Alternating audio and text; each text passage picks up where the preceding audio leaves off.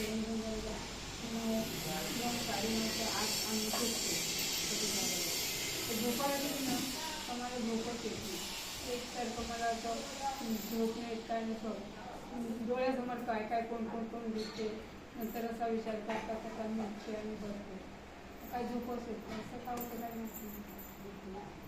तेच मी म्हटले की तुम्हाला झोप नाही येत आहे ना, फक्त आपल्या शरीराला काय होतं की तुम्ही डोळ्यासमोर बघताय त्या बघण्याला आपण विचार करत राहतो.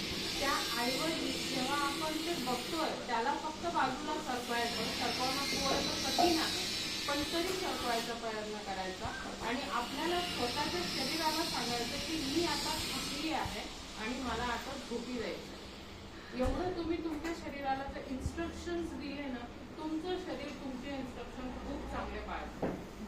कारण आपण आपल्या शरीरालाच सांगतो की ते जे सावल्या दिसत आहेत किंवा ते जे हे त्याच्याबद्दल विचार कर, म्हणून ते त्याच्याबद्दल विचार कर. आपणच ते सांगायचं की ते सरकवा, आपल्याला झोपीचं यायचं, आपल्याला झोपायचं विचार. सगळ्यात महत्वाचं आहे ना, हे जे आहे ना, हे मेंदू हा आपला इंजिन आहे शरीराचं, बरोबर ना.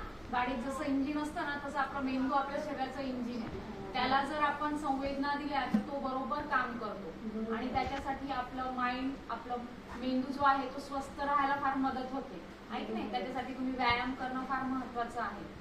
व्यायाम जर केला तर तुम्ही लवकर थकतात आणि लवकर झोप पण तुम्हाला येते, बरोबर ना. झोप येत नाही. माझं काय असतं, इथे कार्यक्रम खूप होतात, तिथे आम्ही बसतात दिसत ऐकतात. पण मग आता झोपेचं टाईम झालं तर झोपायला जातो, लवकर झोप लागत नाही. हा एक प्रश्न आहे. शक्य तितकं आपल्याला आपण समजायचं झोप लागते म्हणून.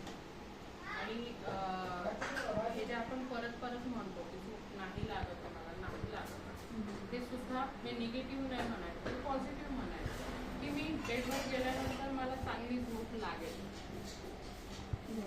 मला झोपायला गेली ना, झोपत आली ना मी त्यांना हाका मारते, अगं करा बघ ना, मला झोपत आली नाही, काय करू, झोप येत नाही.